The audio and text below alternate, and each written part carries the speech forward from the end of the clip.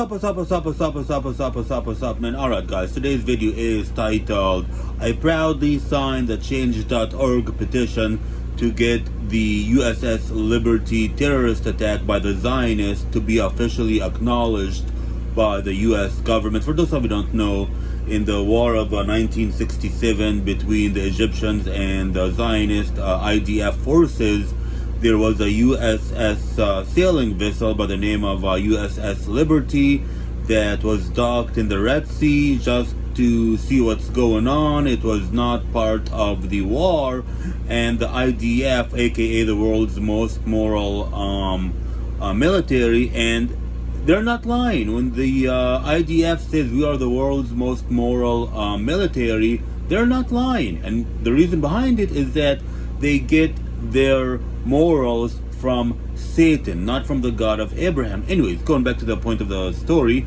So what the IDF did is that they sunk the USS Liberty. They bombed it from above with warplanes. They bombed it from the bottom with submarines. They thought they killed everybody on board. The whole point was to get the US government in on the Egyptian side.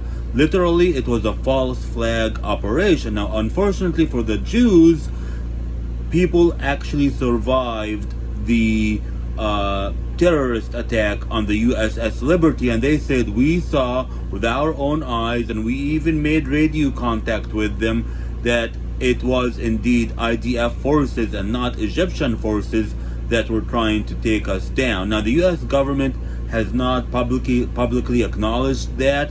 There are still survivors of the USS Liberty that are still around. This happened in 1967, almost 60 years ago. So obviously these people are probably well into their 70s and 80s and maybe 90s by now, and they're still trying to get justice. I remember somebody asked a US politician, I think it was Donald Trump, about the USS Liberty, and Donald Trump just waved it off as if it was nothing. So this change.org petition, they want the US government to finally acknowledge what happened to the USS Liberty. Reason why I'm looking out, I'm a food truck operator and I'm seeing if I have any customers. This is why I always look so disheveled in my videos, is because, again, I'm a food truck operator, you know, not working in Silicon Valley or something like that. But I proudly signed that petition. You should sign that petition. And as of now, unfortunately, none of my competitors in the Republican Party for District 6 have signed that petition.